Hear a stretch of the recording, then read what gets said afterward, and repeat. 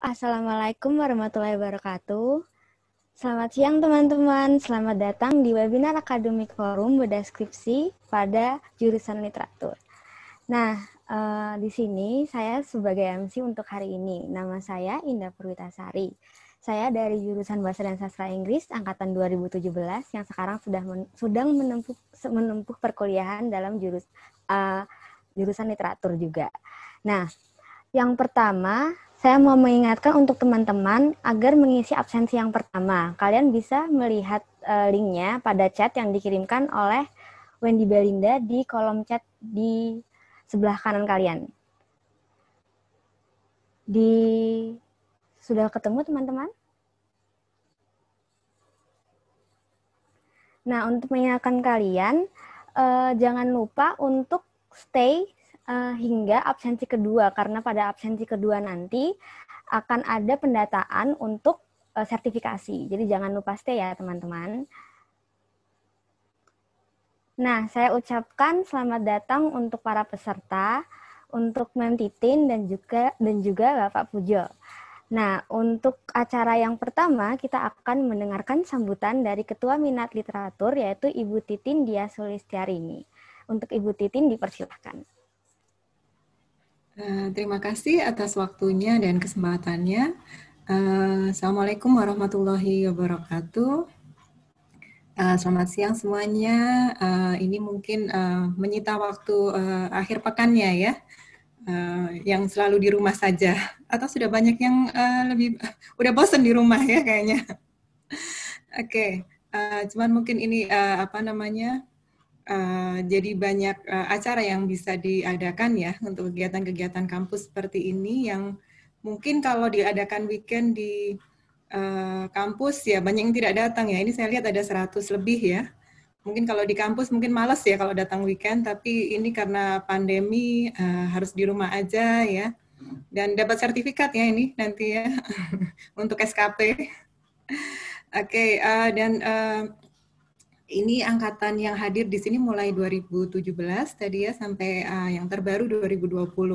Mungkin kalau yang sudah di angkatan 2017, 18 sudah mulai punya bayangan ya sebenarnya skripsi itu seperti apa ya, meskipun mungkin belum jelas juga gitu ya karena belum mengalami sampai ke proses pembimbingan gitu ya. Mungkin yang angkatan 2019 dan 2020 ini yang belum menentukan kan mau milih minat apa, apakah mau ke linguistics, literature, ataupun cultural studies ya, belum menentukan. Intinya sebenarnya nanti kalau memilih minat, pilih yang sesuai dengan apa yang disenengin gitu loh, bukan karena terpaksa, karena temennya gitu ya, atau karena apa ya sentimen sama dosennya jadi nggak mau masuk ke minat tertentu gitu ya, meskipun itu juga mungkin juga berpengaruh ya. Jadi tolong nanti selama yang angkatan 2020-2019 ini kesempatan Anda untuk browsing ya, untuk melihat nanti juga mengalami ya dalam perkuliahan kira-kira mata kuliah apa yang menarik ya antara mau kemana sih sebenarnya, mau linguistik, sastra atau cultural studies. Hanya saja mungkin satu hal lagi, tidak perlu sebenarnya ilmu itu dikotak-kotakan ya. Jadi kalau misalnya Anda sudah di linguistik, Anda nggak mau tahu sastra atau sastra nggak mau tahu linguistik, karena sebenarnya ilmu ini saling berkaitan gitu. Jadi kalaupun Anda nanti memutuskan untuk masuk ke minat sastra ya, literature, tetap ya Anda tahu tentang linguistik seperti apa ya, karena sastra juga dari bahasa gitu kan. Bahasa yang dilihat di dalam karya sastra gitu. Kemudian nggak perlu tahu cultural studies, nggak juga, karena kita ketika melihat sastra kita lihat juga budayanya, apa yang melatar belakangi budaya yang melatar belakangi lahirnya karya sastra tersebut gitu ya. Nah, mungkin bagaimana suka dukanya nanti ya bimbingan skripsi, karena saya nggak tahu nanti mungkin ini ya pembicaranya lebih banyak sukanya apa dukanya gitu. Kalau skripsi ya, oke. Mungkin lebih banyak sukanya ya. Suka dongkol maksudnya gitu.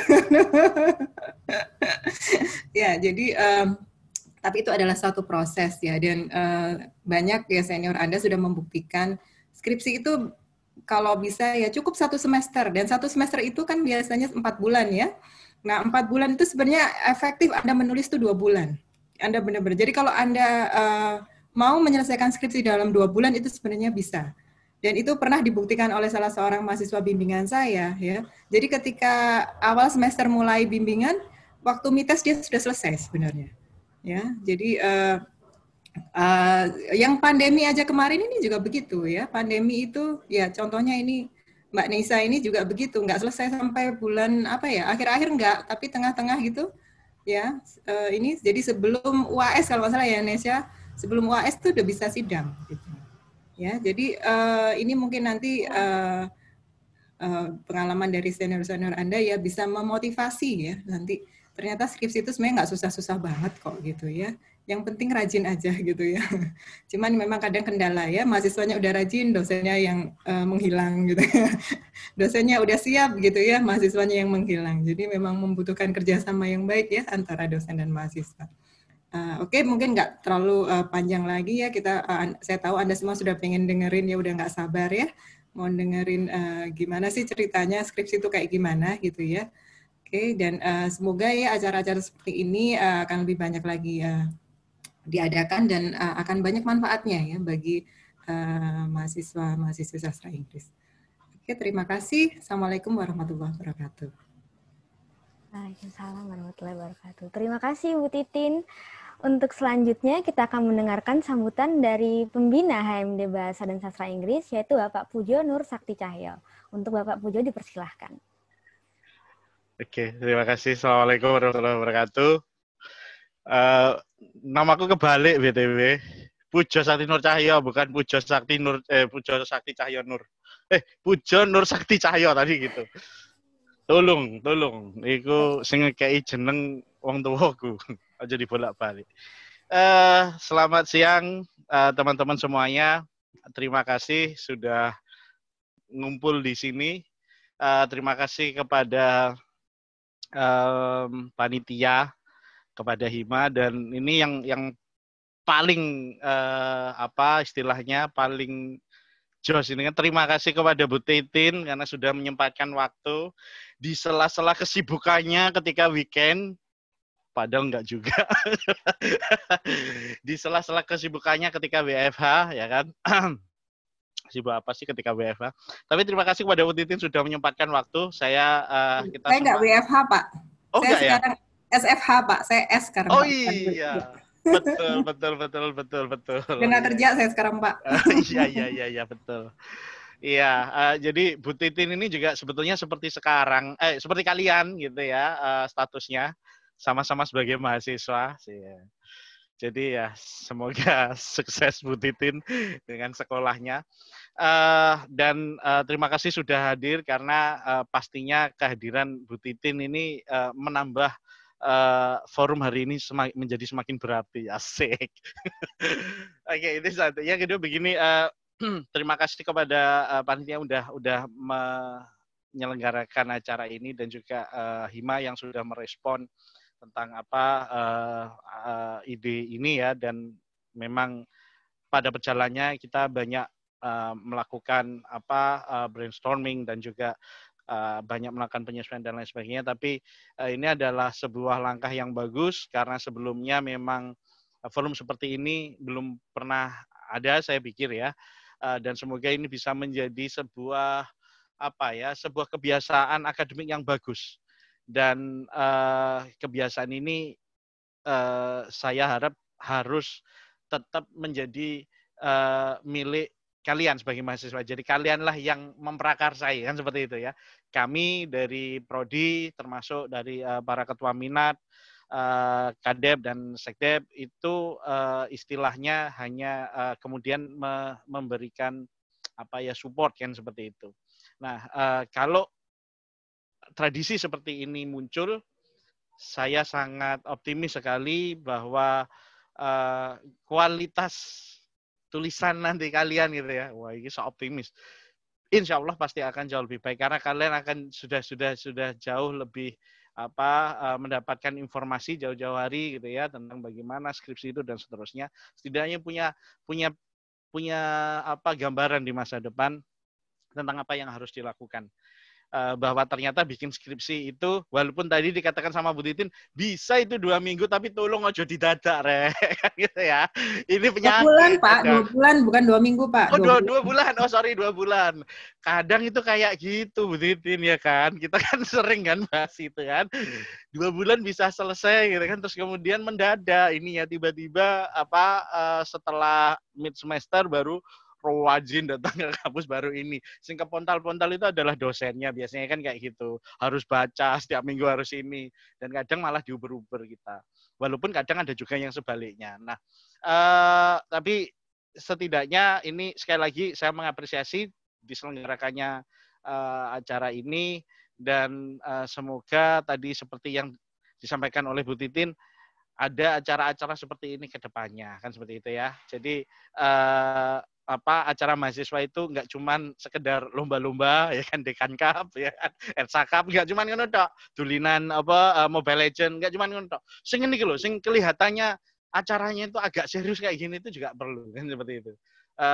Ada seminar-seminar ilmiah di dalamnya dan apalagi kalau nanti mungkin ini ke depan adik-adik yang 2020 pastinya kalian akan menggantikan kakak-kakak yang hima sekarang. Jadi saya harap hal yang sudah bagus ini dipertahankan dan ditingkatkan ke depannya. Jadi seperti itu dan semoga hari ini kalian mendapatkan insight gitu kan yang lebih banyak gitu terhadap tidak hanya tentang skripsi saja, tidak hanya tentang jurusan saja, tapi sebetulnya tentang spektrum bagaimana menjadi seorang ilmuwan yang sebenarnya kan kayak gitulah. Karena kan ini semuanya kan nanti yang kita bahas ini kan adalah penelitian kan gitu. Nah, dan ini mungkin terakhir saya sangat berharap banyak semoga juga karena saya lihat ini di sini ada teman-teman semester 7 ya ini kan banyak banget ya ini kayaknya. Artinya mereka adalah orang-orang yang sedang bingung kan gitu kan. Hadir di sini.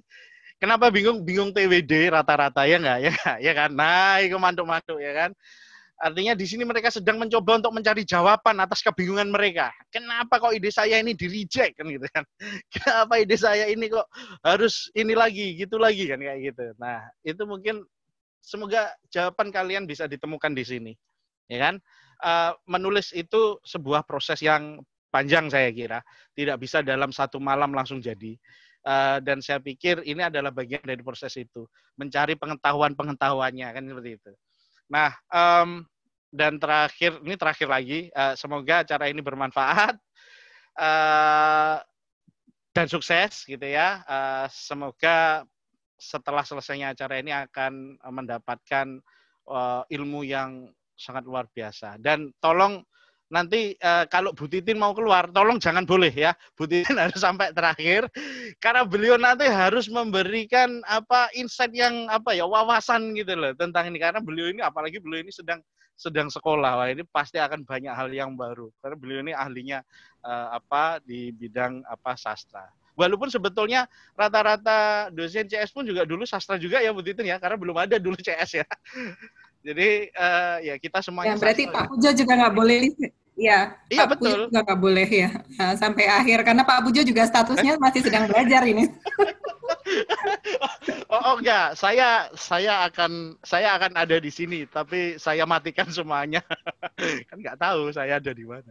Oke, terima kasih itu saja. Saya kira selamat menikmati acara yang sangat-sangat berilmu ini. Dan semoga sukses. Terima kasih. Assalamualaikum warahmatullahi wabarakatuh. Waalaikumsalam warahmatullahi wabarakatuh. Terima kasih Bapak Pujo Sakti Nur Cahya. Untuk selanjutnya kita akan mendengarkan sambutan dari perwakilan HMD Bahasa dan Sastra Inggris, yaitu Aldira Megantari. Untuk Aldira dipersilahkan. Makasih Wita sebagai selaku MC. Sebelumnya Assalamualaikum warahmatullahi wabarakatuh. Nah, di sini saya Aldira mewakili Syifa selaku Ketua BPH ETSA dan teman-teman dari ETSA ingin mengucapkan terima kasih banyak kepada Mem Titin dan juga Pak Pujo yang sudah menyempatkan waktu dan memberi sambutan dan juga untuk hadir di webinar kali ini. Terima kasih juga kepada teman-teman Litbang yang sudah mengadakan program kerja ini dengan baik. Semoga lancar hingga akhir acara dan semoga lancar juga untuk bedah skripsi peminatan CS yang nantinya akan diadakan di minggu depan ini. Nah, alhamdulillah sudah terlaksana webinar kedua bedah skripsi dengan tujuan untuk memberikan gambaran mengenai skripsi kepada teman-teman mahasiswa. Saya harap proker ini bisa memberikan impact yang baik dan juga dan signifikan untuk pada teman-teman sekalian. Dan juga saya harap agar ini juga bisa dilanjutkan oleh BPH ETSA di tahun-tahun selanjutnya. Jangan lupa juga saya ucapkan terima kasih kepada Mbak Nesya Evelyn yang sudah bersedia menjadi narasumber kali ini dan berbagi pengalaman serta informasi pada skripsinya pada siang hari ini. Semoga apa yang nanti disampaikan oleh Mbak Nesya sendiri bisa memberi insight mengenai skripsi yang akan dihadapi teman-teman peserta, khususnya angkatan saya yang 2017 yang sedang menjalani TWD. Dan semoga bisa memberi gambaran mengenai skripsi peminatan literatur kepada teman-teman peserta angkatan 2018, 19, dan 2020, agar tidak kaget pada kedepannya. Untuk teman-teman peserta, nanti jangan malu-malu bertanya pada narasumber ataupun kepada mimpi tim. Sekian sambutan dari saya. Terima kasih dan selamat siang. Assalamualaikum warahmatullahi wabarakatuh. Saya kembalikan kepada Indah Purwita sebagai MC. Terima kasih. Terima kasih Aldira. Untuk selanjutnya kita akan masuk ke sesi pembahasan skripsi. Tapi sebelum itu saya ingin bertanya kepada teman-teman. Gimana teman-teman kabarnya kuliah online? Gimana teman-teman? Ada yang mau jawab? Gimana nih kuliah online sudah berapa minggu ya? Sudah hampir sebulan, 3 minggu, 4 minggu. Gimana teman-teman kabarnya? Pusing, Kak. Pusing, susah. Kuliah online apa susah teman-teman? Ribet ya? Atau gimana nih? Banyak tugas, Kak. Semangat teman-teman, ini masih minggu awal-awal nih ya, belum tengah-tengah. Semangat ya teman-teman. Nah, untuk selanjutnya kita akan menyambut narasumber kita yaitu Mbak Nesya Evelyn dari angkatan 2016. Untuk Mbak Nesya, halo. Halo. Gimana nih kabarnya Mbak Nesya? Alhamdulillah, sehat semua, baik-baik semua. Wah, alhamdulillah. Di masa-masa seperti ini kesibukannya lagi ngapain Mbak Nesya? Kesibukannya nggak sibuk ya, karena di rumah aja gitu. Rencananya sih masih mau cari-cari S2, Wow. cuman karena belum nemu, jadi ya masih tutoring. Wah. Ada beberapa job-job translate seperti itu. Ya, gitu-gitu aja. Ya, nggak sibuk sebenarnya. Tapi alhamdulillah sehat ya Kak, masih sehat ya? Alhamdulillah. Wita juga kan? Iya, alhamdulillah sehat Kak. Yeah. Nah, Kakak nih di sini kan sebagai pembicara untuk skripsi literatur. Nah, peminatan literatur sendiri menurut Kakak itu gimana sih Kak? Minat literatur? Iya. Minatan literatur itu adalah peminatan yang paling keren menurut saya. Waduh. Paling keren menurut saya. Kenapa? Karena honestly I fall in love with it karena aku suka, makanya aku mikir kalau wow, aku nggak akan bisa se-happy ini dalam mengikuti perkuliahan kalau memang nggak di sastra Inggris gitu. Dan literatur tuh sudah pengen dari awal masuk sastra Inggris ya Kak? Atau gimana nih? Enggak sih, dulu. Ini dulu pas SBMPTN, aku pertama milihnya itu hubungan internasional. Terus yang kedua baru sastra Inggris. Nah, ternyata yang keterima di yang kedua gitu. Tapi sama sekali nggak maksudnya bahkan kalau sekarang pun kalau aku keterima HI, mungkin aku nggak akan se-happy ini. Wah. Gitu. Oke deh Kak, untuk sekarang mungkin Kakak bisa menyampaikan ya sedikit banyak tentang peminatan literatur. Mungkin Kakak sudah menyiapkan PowerPoint atau bagaimana? Silahkan Kak. Oh iya, oke. Jadi ini aku langsung share screen ya? Iya, boleh. Meskipun aku nggak tahu caranya sebenarnya, sebentar ya. Oh iya. Mungkin Kakak kalau pusing nanti bisa dibantuin. Ini ada di bawah warna hijau. Nah, udah. Oke. Ya, jadi itu deh, spoiler. Oke. Jadi teman-teman, biasanya kalau ngomongin tentang jurusan itu pasti awalnya bakalan nanti kerja apa gitu ya kan. Nah, sastra Inggris ini salah satu jurusan yang paling bukan direndahkan ya, tapi apa ya? nggak tidak prestisius gitu loh dibandingkan dengan yang misalnya kedokteran atau mungkin teknik dan lain sebagainya ya kan. Nah, maka dari itu I've been researching dan researching itu maksudnya nyari-nyari memes di Pinterest gitu ya tentang stereotipsnya anak sasing. Itu gimana sih ya kalau misalnya ngomongin tentang career options ya, option karir kalian tuh gimana sih? Nah, the first one I found is this. Ya, your job opportunities, teacher, okay, or nah ini nih, yang ini nih, homeless person with unusually large vocabularies. So it implies that karena kita baca banyak hal dan nulis banyak hal, jadi kita punya banyak large vocabulary, and then tapi nggak ada gunanya ketika kita di dunia kerja. Nah, kayak gitu. Stereotipnya ternyata di luar sana. Untuk yang pertama, teacher ya, great ya. Kalau misalnya banyak sekali di luar sana guru-guru yang hebat ya. Tapi not all of us want to be a teacher. Not all of us can be a teacher. So I think that's the most common misconception about English literature student. And then this one.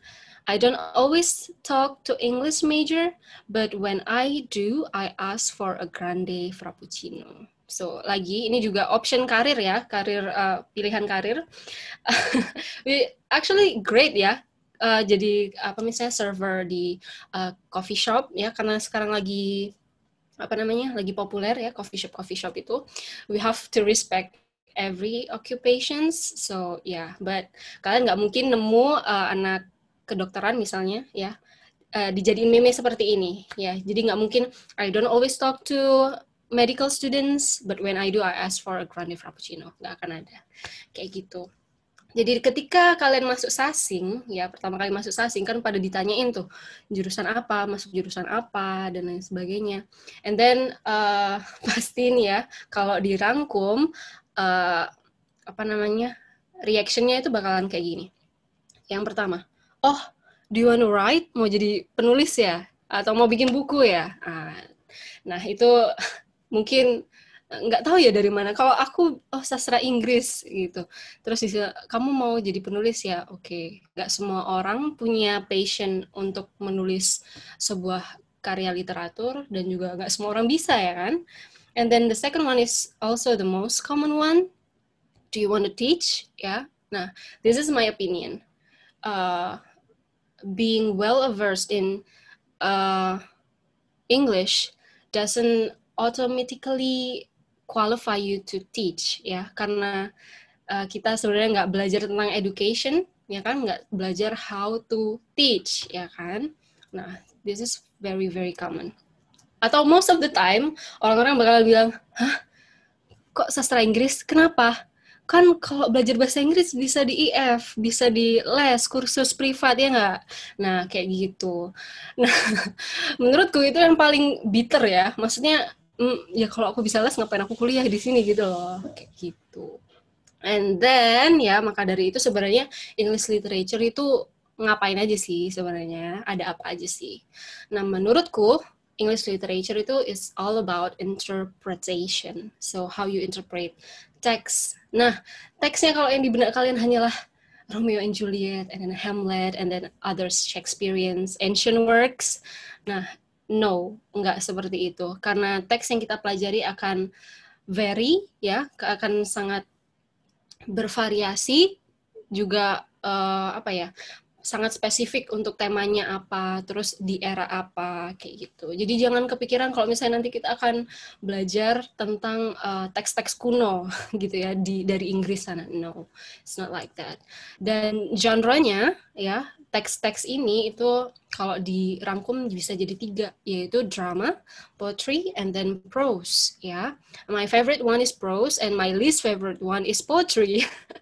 Oke. Nah, ngapain sih kita di ketiga ini?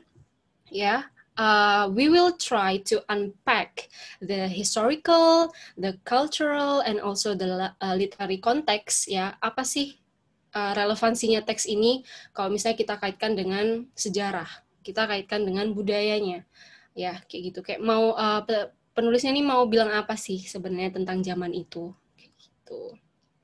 And then apalagi nih ya, nggak kelihatan nih. Oh ya, relatable. Nah, English literature is very relatable ya. Jadi you will find a lot of text ya, even yang older ones, even yang ancient ya, even yang kuno-kuno itu pasti ada relevansinya bahkan di zaman sekarang gitu. You just have to try and find it. That's our task. And then the next one, sebentar. Geser-geser. Okay, in English literature, we learn to master the art of verbal and written communication. Ya, jadi karena kita banyak membaca ya, kita nggak stop di membaca saja. Jadi setelah membaca, kita akan berpikir kritis dan analitis tentang apa yang sudah kita baca, lalu kita akan mencoba menganalisisnya dan menulisnya menjadi sebuah argumen. And then after we write our analysis, we have to communicate it to people. We have to explain it to people. Kayak kalau misalnya kamu bagus dalam communication, berarti orang lain akan dengan gampangnya menerima dan understand your explanations. Oke, jadi kalau misalnya masuk minat literatur, itu biasanya ada skills-skills yang penting untuk di-enhance. Oke, yang first one, reading. Oke, ini pasti ya. Jadi reading, membaca itu skill loh. Jadi harus dikuasai dan diasah gitu. Writing juga. Jadi harus, kalau readingnya kuat, berarti tinggal writingnya. And then ketika reading juga kita harus melatih critical and analytical thinking. And then we can write. Nah, communication-nya itu yang tadi ya, biar kita bisa menjelaskan dengan baik apa argumen kita terhadap teks tadi. Oke. Nah, kayak yang aku bilang tadi, Sasing itu sangat keren, ya menurutku paling keren dari jurusan apapun lah pokoknya. Because it is the coolest place to learn how to understand, perceive, and communicate meanings from text. Gitu. Nah, ini masih ada waktunya nggak? Kalau nggak ada, aku stop di sini aja. Kalau ada, aku mau lanjut. Gimana? Ada waktunya nggak? Oke, aku lanjut aja ya. Jadi, Kak, dilanjut aja nggak apa-apa. Oke. Jadi, what's gonna happen if you are an English literature student? First one, your readings include finishing a different 300 pages novel every week. Okay, this is an exaggeration, nggak separah, nggak se-ekstrim ini juga ya. Mungkin kalau kamu kalian ambil prose 2, saya ambil prose 2, nah itu cuman 2 novel satu semester ya, dan 2 novel itu pun saya kesusahan untuk menyelesaikannya. Nah, jadi nggak se-ekstrim ini, tapi ya tetap harus ada skill reading yang bagus ya. And then the second one, you can't just bullshit your citation or reference list because your lecturers actually notice the faults or even the fraud. Ya, jadi kalau misalnya disuruh Chicago formatnya, tapi meleng gitu ya, terus formatnya diganti yang lain gitu, pasti dosennya tahu. Apalagi Mem Titin. pasti tahu itu, okay? And then the fourth, writer's block is your absolute worst enemy. Karena kita sudah membaca banyak, kita juga akan menulis banyak. Nah, ketika misalnya lagi nulis essay, minimal 1000 words gitu ya. Terus kalian sudah ada di words yang ke 900, and then suddenly the writer's block hits you, and then it's just the worst ya, karena udah desperate, terus mau nulis apa ini, mau gambas apa lagi ini untuk 100 words-nya, ya itulah permasalahannya anak Sasing.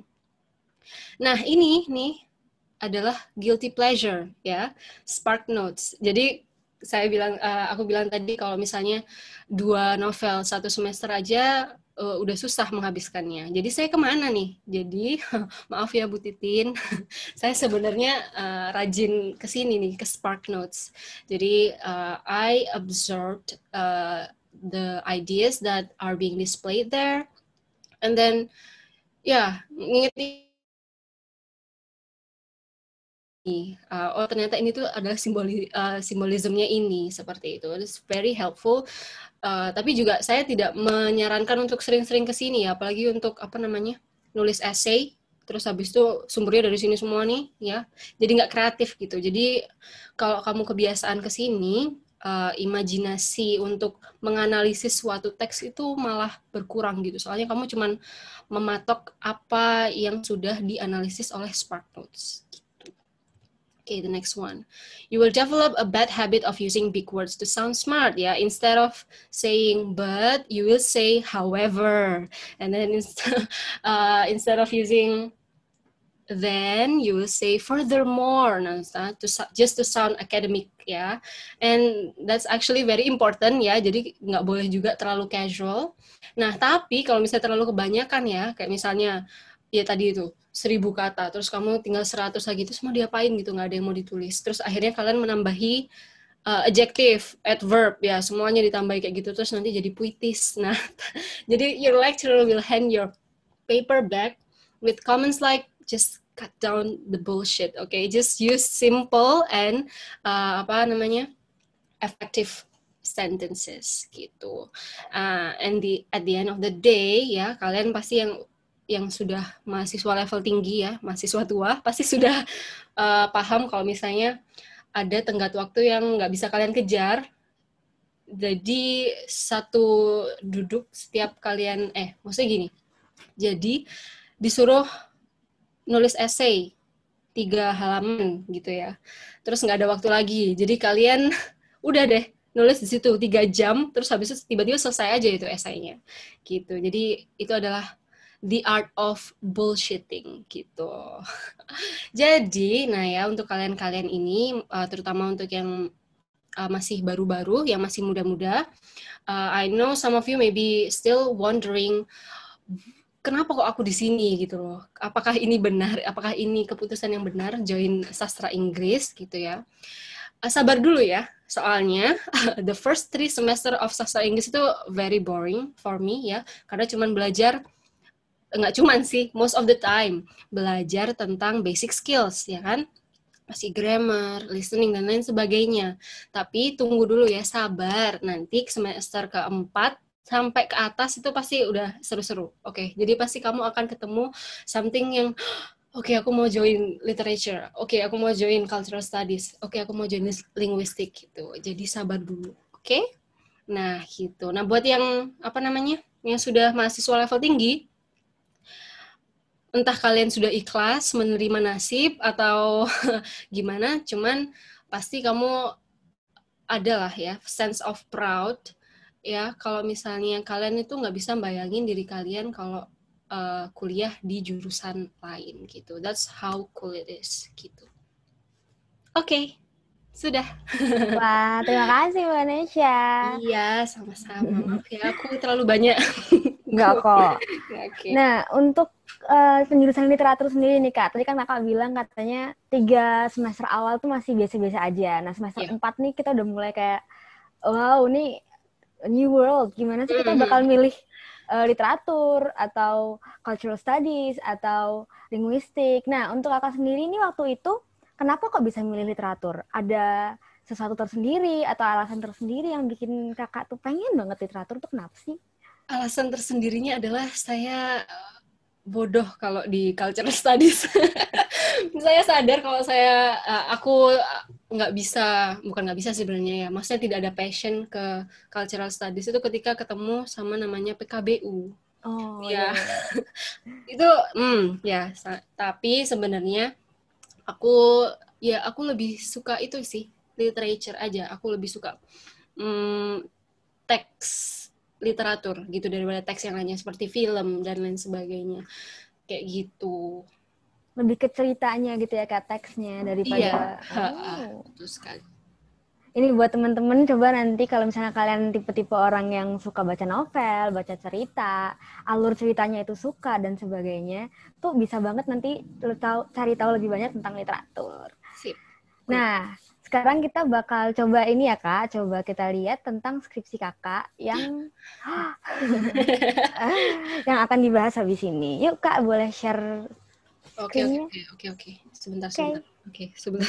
Yang apa Kak? Oke.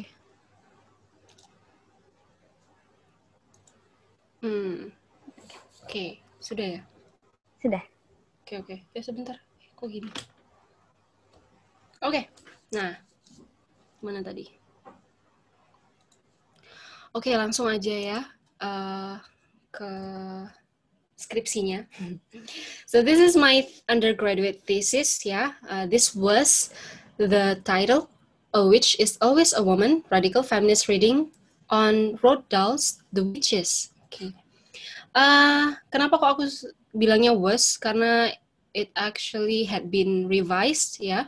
Jadi direvisi into a much boring one, for my opinion.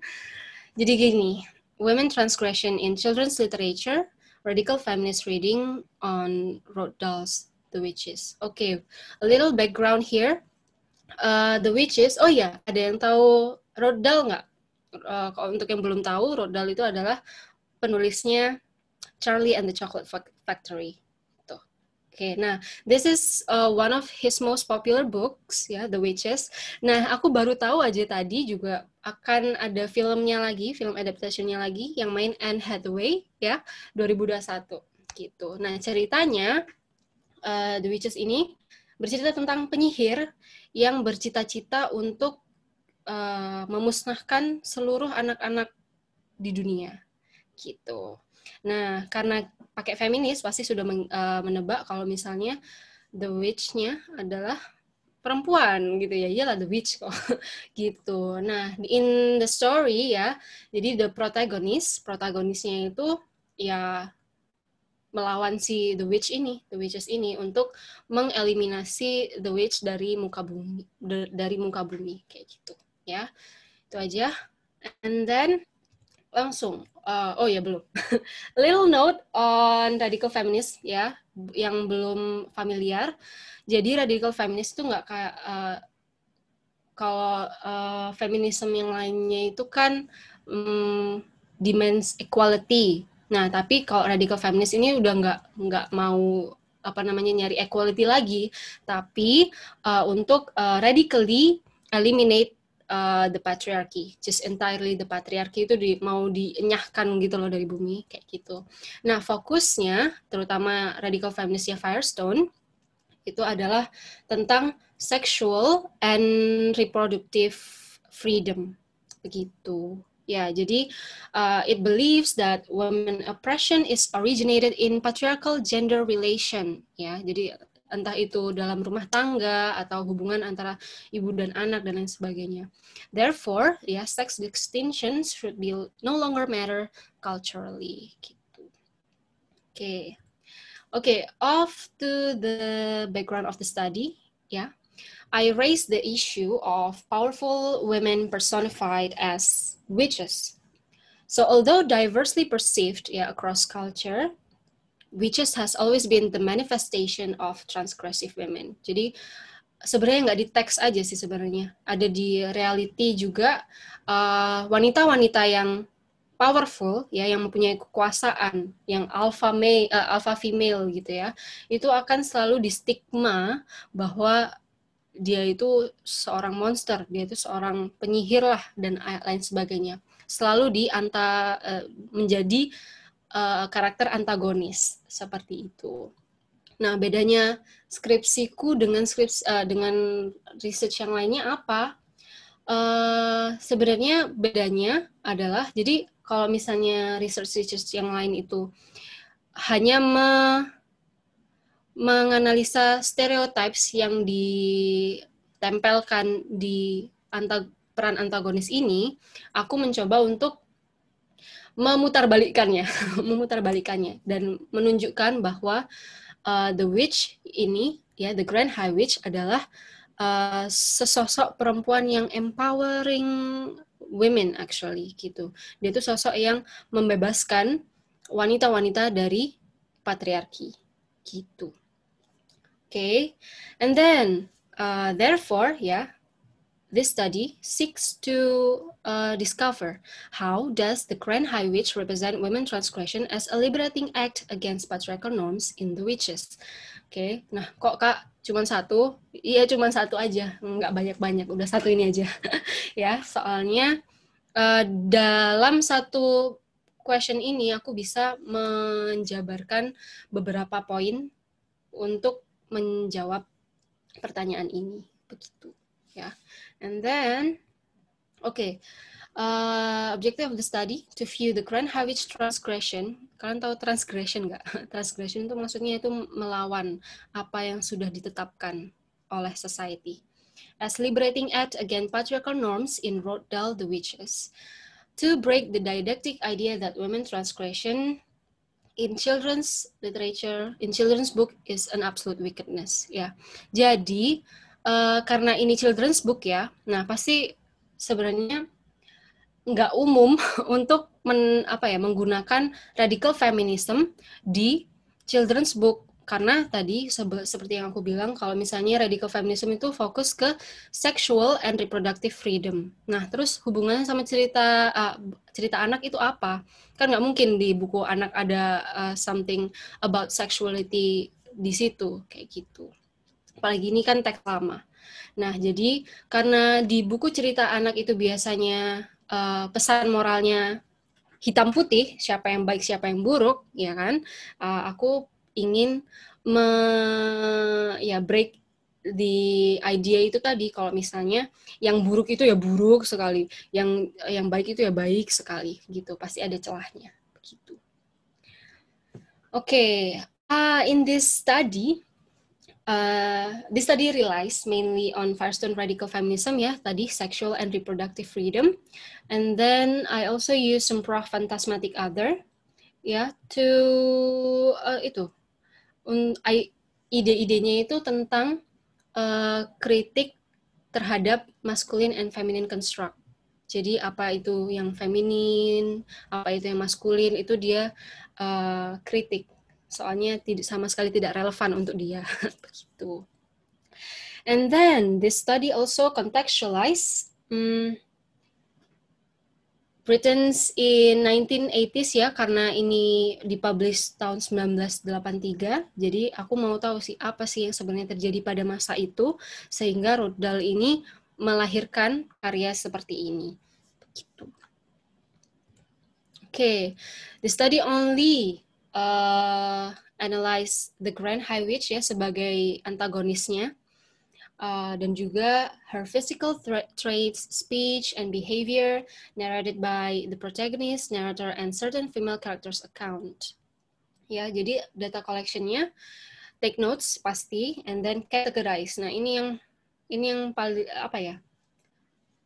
krusial kalau menurutku. Jadi dosen-dosen itu pasti akan menekankan untuk mengkategorisasi data-datamu gitu loh, biar clear yang kamu mau analisis itu apa, begitu.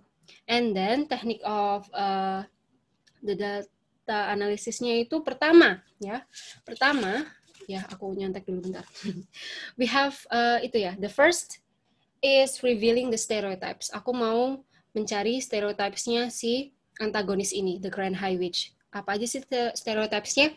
And then baru the second one, I will interpret what actually the stereotypes means, gitu. And then the last one, ya, seperti tadi, aku mau contextualize the Grand High Witch with what happens in Britain in 1980s, begitu. Okay, let's start with the first stereotype, ya, the Grand High Witch as the bad woman of the binary.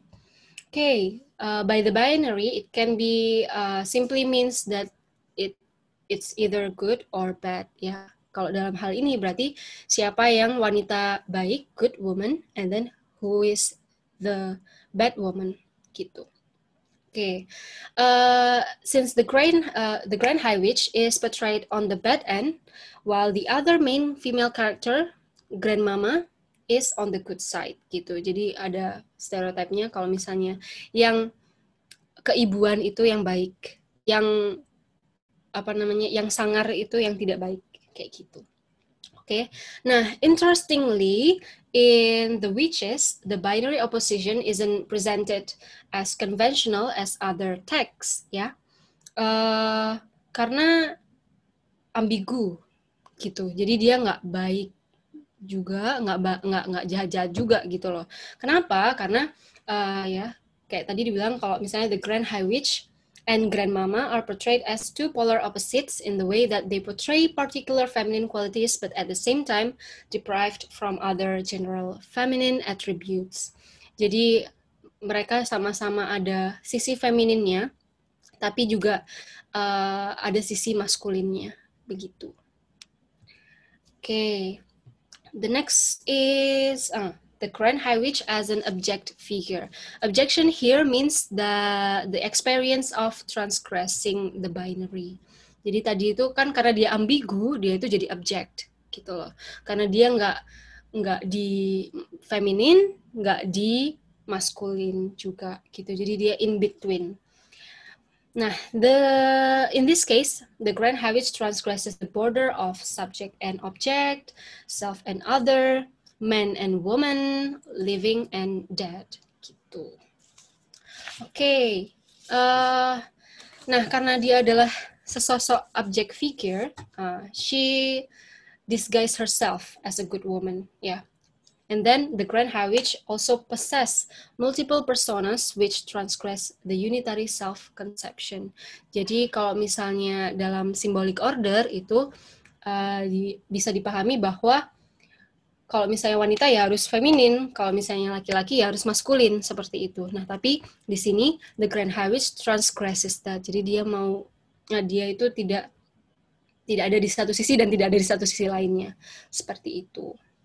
Okay, and then the Grand High Witch as an aggressive woman. Nah, karena dia the witch ya, karena dia penyihir, dia punya power untuk mengutuk orang-orang, ya kan, terutama anak kecil. Nah, ketika dia mengutuk orang-orang itu, dia dikategorikan sebagai wanita yang violent. Kayak gitu. So, the Grand High Witch is portrayed as macho woman because she possess masculine qualities, ya, seperti tadi dia violent, terus powerful, karena manusia yang punya power harusnya laki-laki, kayak gitu. Yang punya kekuasaan harusnya laki-laki. And then unforgiving, ya, kayak gitu.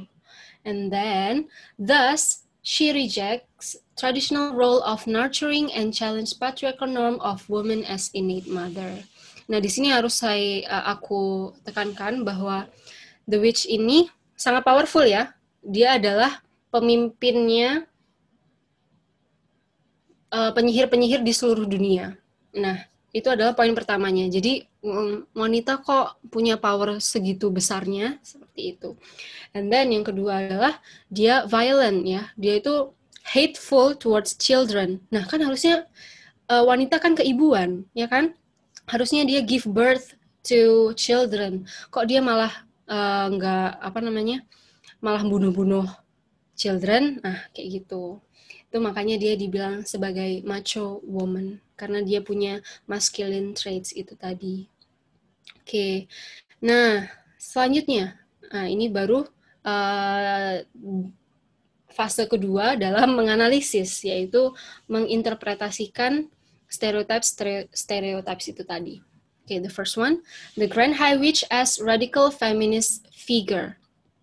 Okay, so I have informed you before that radical feminist demands the elimination of patriarchy entirely, including its expectation towards women. Kayak tadi kalau misalnya wanita itu harus jadi ibu, itu termasuk ekspektasi ya, termasuk ekspektasinya patriarki. Nah, the Grand High Witch here rejects that. Oke. Kenapa? Karena the Grand High Witch embodies non-conform sexuality. Nah, itu tadi. Kenapa? Karena the Grand High Witch ini ternyata aseksual. Jadi dia tidak ini berdasarkan analisisku ya, karena tidak secara eksplisit dituliskan di teksnya, karena dia tidak tertarik dengan lawan jenis maupun sesama jenis. Lalu dia tidak menikah. Nah, itu. Jadi karena dia asexual dan juga tidak terlibat dalam conventional gender relation, ya, tidak menikah, maka dari itu the Grand High Witch itu bisa dikatakan figure radical feminism, radical feminist figure, kayak gitu. Karena apa? Karena she is free from the confinement of biological determination as woman. Karena dia menolak segala macam biological determination, seperti misalnya harus cantik, harus menjadi ibu, harus menjadi istrinya lelaki. Nah, dia sama sekali tidak menunaikan kewajiban-kewajiban tersebut. Nah, seperti itu. Nah, ya. Next. The Grand High Witch as phantasmatic other. Here, I specifically use Semprach ideas on phantasmatic other, ya. Jadi, instead of following bagaimana laki-laki itu berfantasi tentang wanita, jadi Semprach ini berfantasi tentang witch, gitu, women as witch. Kenapa sih kok wanita sebagai penyihir itu adalah salah satu simbol wanita yang powerful, kayak gitu. This part discusses the difference between patriarchy fantasy towards women and the fantasy towards witches. Nah, patriarchy expects women to be the mere complement of men, ya. Jadi hanya sebagai pasangannya laki-laki, ya kan, tulang rusuknya laki-laki, kayak gitu. Nah, tapi the Grand High Witch rejects that. And then patriarchy also expects women to stay in domestic area. Ya udah, kalau misalnya jadi wanita ya sudah jadi istri, terus habis itu di dapur, ya kan, ya masak, terus apalagi itu ya.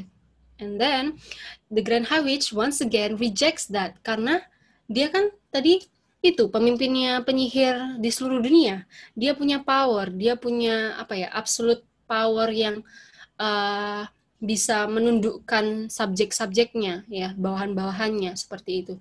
Nah, itu sangat tidak diterima di patriarchal norms, kayak gitu. Okay, and then nih ya, the last one. This is the last one, ya. Bear with me. I linked the Grand High Witch, ya. Aku bukan mencocokkan sih, ya linked pokoknya, ya, the Grand High Witch and Margaret Thatcher. Siapa yang tahu Margaret Thatcher di sini? Perdana Menterinya Britain pada 1980-an. Nah, kenapa kok bisa seperti itu? Nah, di penemuanku, aku menemukan bahwa the Grand High Witch characterization is actually similar to how people view Margaret Thatcher at that time, gitu. Jadi, since Britain was currently facing identity crisis, ya, pada saat itu Britain lagi krisis identitas, karena banyak wanita-wanita yang raised in power, banyak wanita yang masuk politik, ya, banyak sekali wanita-wanita yang mulai mempunyai kekuasaan, nggak cuma di rumah aja, kayak gitu.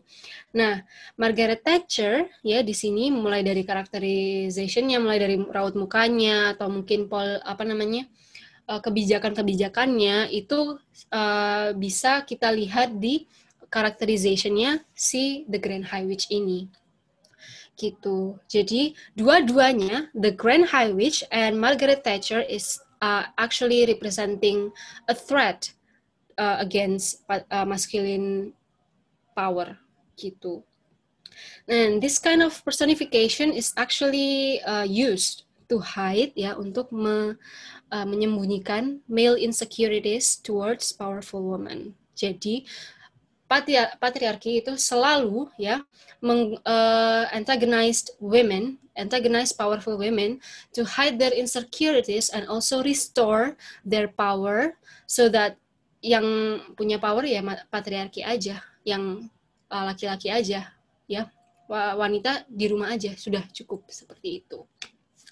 Nah, in the end, stereotypes adhere to the Grand High Witch ya, are influenced by dominant ideology ya, seperti itu tadi, yang kuat, wanita yang kuat itu adalah wanita yang jahat, wanita yang lemah itu adalah wanita yang baik.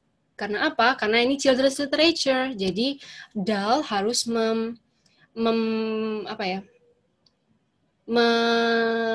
deliver pesan moralnya itu lewat situ.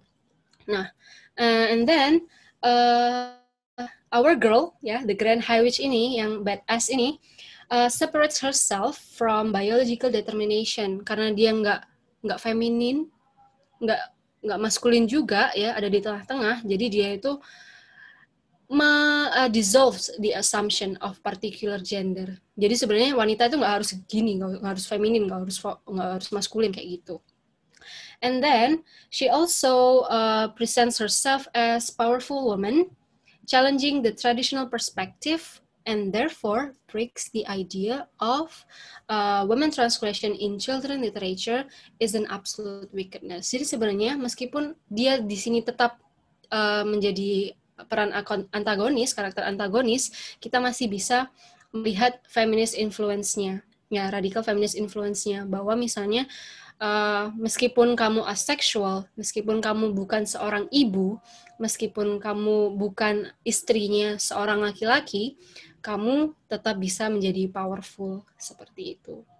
Jadi meskipun kamu diantagoniskan, ya, menjadi peran antagonis di masyarakat, kamu masih tetap bisa jadi kamu pasti bisa empowering other women, begitu. Oke, I think that's all ya. Langsung sharing aja kalau misalnya ada pertanyaan-pertanyaan ya. Oke, begitu.